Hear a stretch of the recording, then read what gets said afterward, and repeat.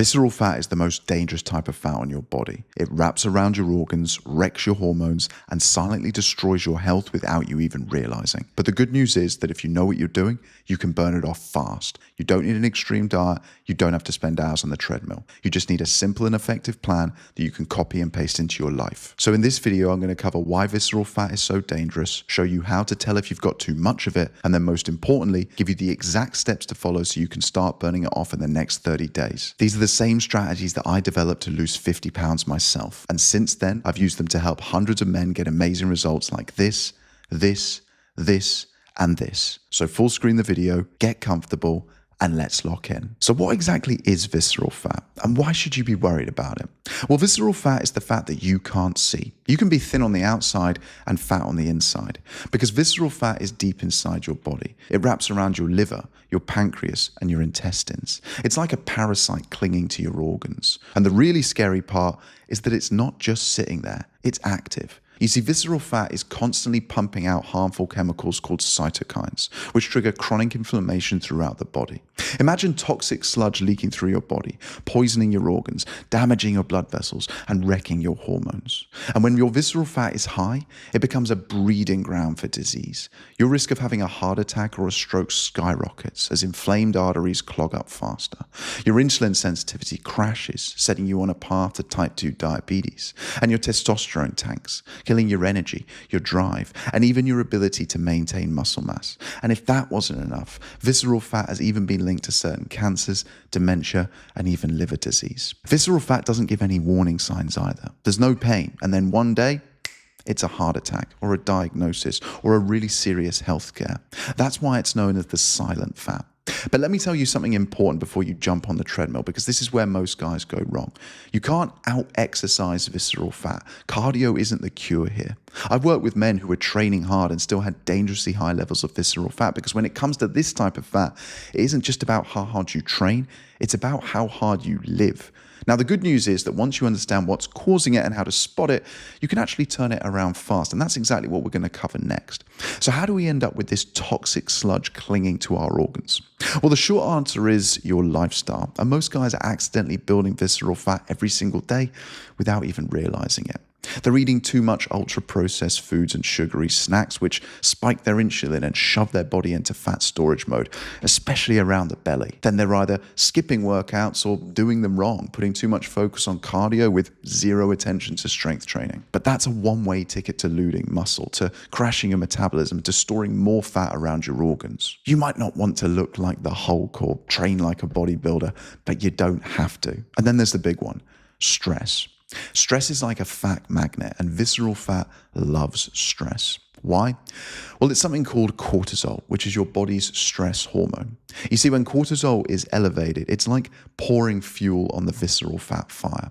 Stress is what kills the best of intentions. You might have the plan nailed on paper, but when you've had a long, hard day, it's all too easy to inhale that extra large pizza. The fact is that if you're stressed out all the time from work, from bills and responsibilities, your body is kept in this constant fat storing mode. And one of the many reasons that so many men suffer with chronic stress these days is because of sleep. Now, I used to look at health like a circle, a little bit like a pie chart. Remember those from school? This pie chart was made up of 3 parts. You had your movement, your nutrition, and your sleep. But the older I've gotten and the more clients that I've worked with over the years, the more I've come to realize that health is actually much more like a pyramid, and sleep is the foundation of that pyramid. People often ask me if it's 80% diet and 20% training or 50-50, but recently I've been telling everyone it's 100% sleep, because everything else is downstream of that. When you don't get good sleep consistently, you're a mess, right? We've all been there. Maybe you're there right now. I get it, and it absolutely sucks. Your hunger hormones spike, your cravings for junk food skyrocket, and your ability to burn fat is completely out the window. Poor sleep jacks up your cortisol too, so it's a double hit. More cravings and more visceral fat. Oh, and then we've got alcohol, which I like to refer to as liquid sugar with a double dose of bad decisions. Alcohol shuts down your body's ability to burn fat because your liver is too busy processing the booze. And if you're regularly drinking, especially beer, you're just pouring more fat straight into those deep abdominal pockets. And you know something that's absolutely crazy about beer, which I only found out about last year? Oh, that rhymes. I'm a poet and I didn't even know it. Beer is estrogenic. Now, that might sound like a cool robot, but it isn't a superpower. It means that the manliest man's drink is turning you into a woman. Now, not literally, obviously, but it is essentially a hormone blocker, which is kind of crazy because when you think about it, every single beer advert you have ever watched in the history of beer adverts contains a man drinking a beer, often canoodling a smoking hot babe at the same time. They're selling the image of masculinity, but that's the power of marketing, right? Sneaky, sneaky. Now, I appreciate I've given you nothing but bad news until now. So here's the good news. All of this is fixable. But before we get into the plan itself, let me quickly show you how to spot if you've got too much visceral fat, because most guys don't have a clue. They assume if I don't have a big belly, then I'm okay, right? Wrong. The most accurate way to measure your visceral fat is by getting something called a DEXA scan, or an MRI, or a CT scan. But let's be real, you can't exactly roll up to a hospital and demand a CT scan because some guy on YouTube told you you might have high levels of visceral fat, can you? So here's some simpler ways to figure it out. First up, we've got the waistline test. So all you have to do is get a tape measure, wrap it around your waist just above the belly button.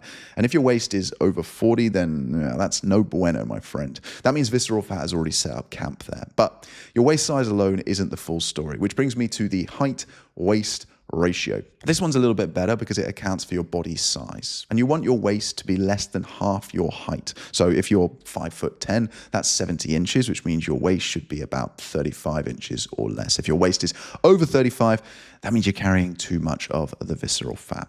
You can also get an indication of whether you've got too much visceral fat by seeing if your stomach feels hard and round, a little bit like a bowling ball. That's the classic sign of visceral fat. If it's soft and squishy, I mean, that's not great, but that's more subcutaneous fat, which is far less dangerous. But if your belly fat sticks out even when you're sucking it in, then that's when the visceral fat is taking over. But to be honest, I think your biggest clue is in your energy and your cravings. If you're constantly crashing after meals, if you're always craving sugar, if you feel tired and sluggish and you regularly get brain fog, those can all be signs that your visceral fat is messing with your insulin and your hormones.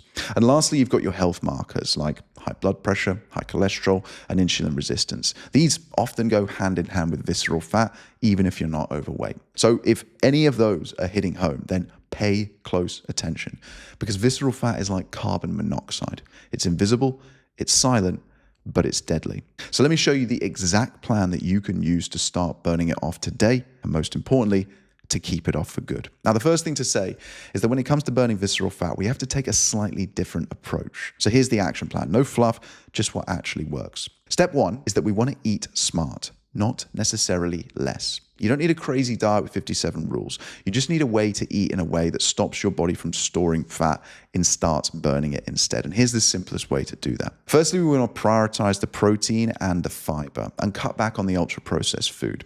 Calorie quantity is obviously important. We want to be in a calorie deficit, but in this case, I think it's actually easier to focus on calorie quality. And a high protein, high fiber diet is a great way for dealing with visceral fat for several reasons. Protein keeps you full, it protects your muscles, and it boosts your metabolism. But the problem is most guys don't eat anywhere near enough protein. So starting today, whenever you're eating, I want you to make sure that you've got some protein on your plate at every single meal. I'll put the best sources of protein on the screen right now. Think Greek yogurt, eggs, chicken, steak, fish. We're talking about real food here, guys. And fiber is easy. You just think fruit and veg. Don't overcomplicate it. Find a couple that you enjoy and eat them every single day. It doesn't matter if they're fresh or frozen. It doesn't matter if you have them with meals or as a snack in between meals. This will make a huge difference because just like protein, fiber fills you up. As well as that, it also helps to support your digestive system and to improve your gut health. And when it comes to carbs, we want to take the same approach. Focus on real food. There's a huge difference between the carbs in junk food and the carbs that you get from rice and potatoes and oats. And let's talk about sugar, because sugar is visceral fat's best friend. You don't need to cut it out forever, but if you want results fast, then cutting out the sugary drinks and the junk food for the next 30 days will do more than any fat-burning supplement ever could. And it's going to save you a ton of money too. Now, I could obviously go a heck of a lot deeper on the diet side of things, but the simple principles that I want you to take away from this video are to prioritize protein and fiber and to eat meals that are made up of whole, nutrient-dense, single-ingredient foods. But if you're not sure where to start, I'll leave the link to my anti-diet recipe book in the description that's going to be underneath this video. It's completely free and it gives you 15 fat-burning meals that are high in protein, they're healthy, they're wallet-friendly, and they're quick and easy to make. So go ahead and grab that if you want it. And please, make sure that you're including treats and snacks that you enjoy every single day. I have to preach this to my clients all the time. Now, that might sound counterintuitive, but if you cut out everything that you love, this plan is going to unwind very quickly. You'll feel too restricted, and when the motivation runs out, you'll give up. So follow the 80-20 rule, where you eat 80% of your food for function and 20% for fun. That could be low-calorie ice cream, it could be zero-sugar soft drinks, it could be dark chocolate, beef jerky, or even jelly. Those are just a few examples that I can think of off the top of my head right now. So that is step number 1, okay? Step number 2 is all about your exercise, and most guys are getting this completely wrong, guys. The biggest mistake that I see men make when it comes to exercise is that they're doing it to try to burn calories. Forget burning calories. That's not why you're doing exercise. Focus on building muscle instead, because more muscle mass means a more active metabolism, not necessarily a faster metabolism, a more active metabolism. And that means the more fat that you burn, even when you're sitting on the couch doing nothing. If visceral fat is the villain in this fight, muscle is the superhero. So I want you to hit the gym 3 times a week and focus on the big combat movements that work multiple muscles at once. I'm talking squats, deadlifts, lunges, push-ups, rows, overhead presses, and even pull-ups. Try to lift a little bit more or do an extra rep each week. If you're getting a little bit stronger every week, you're winning. Then we come to step number 3. This one is very simple, but incredibly important. So listen up. I want you to walk every single day. This is how you burn calories without frying your nervous system. And we do this through something called NEAT, which is your non-exercise activity thermogenesis. But walking doesn't just help burn calories, it also lowers your cortisol. The problem we have is that the average American and Brit, which is 80% of my audience, only walks between 3,000 to 5,000 steps per day. But if you can increase that to 8,000 steps over time, you'll burn about 300 calories a day just from walking. That might not sound like much, but over the course of a week, it adds up to 2,100 calories. And considering there's 3,500 calories in 1 pound of fat, you can see how much leverage this one change is going to give you. You can do 8,000 steps in just over an hour. It's the easiest form of cardio, it's a proven form of relaxation, it helps to lower your stress levels, and it won't make you ravenously hungry like running often does. So it goes without saying that this is an absolutely critical part of the plan. And it helps with step 4 of the plan, sleep. For the next 30 days, I want you to pay proper attention to your sleep. Remember at the start of the video, I said that sleep is the foundation of the pyramid of health. Well, here's why it matters. When you don't sleep, your body cranks up your cortisol and crashes your testosterone. And guess what? That combo is like throwing gasoline on the visceral fat fire. But just like with your diet, I'm a big believer that quality is more important than quantity here. Most people will sit here and give you the generic sleep 7 to 9 hours advice, but I'm sure you'd love that if you could get it. Let's be real. In the world that we live in, 7 hours a night is the most a lot of people can hope for. So rather than stressing about how long you sleep, focus on improving your sleep quality. And that starts with making your bedroom like a cave. You want it to be cold, dark, and quiet. So invest in some blackout blinds, some earplugs, and a fan if you don't already have aircon. Then try to adhere to what we call the 3-2-1 rule, where you stop eating 3 hours before bed, you stop drinking 2 hours before bed, and you try to remove the dopamine an hour before bed, whether it's from social media or emails. This is all designed to give your body a chance to digest the food and to relax, because we can only get into a state of deep, restful sleep when our heart rate is low. It's just so easy for us to forget how powerful a couple of good night's sleeps can really be. And last but not least, we come to step 5, and that's all to do with your cortisol. Now, manage your stress is an overused term these days, so I'm not going to say it. Well, I did just say it technically, but you know what I mean. We're all busy, and we're probably all going to be busy for the rest of our lives. But here's the reality that we have to face into. If you're stressed out 24/7, your body is going to be constantly pumping out cortisol. You don't need an hour of meditation to fix it though. So here's what I found works best. First up, take a 10-minute walk outside every afternoon. No phone, just some fresh air. This is going to calm down your nervous system. And for bonus points, take some magnesium and glycine in the evening. Another game changer that I don't hear enough people talking about is what we call binaural beats or bilineal beat. I can never say it right. Give it a Google or look it up on chat. This type of music can actually tap into certain brainwaves and alter the chemical response to help you to relax.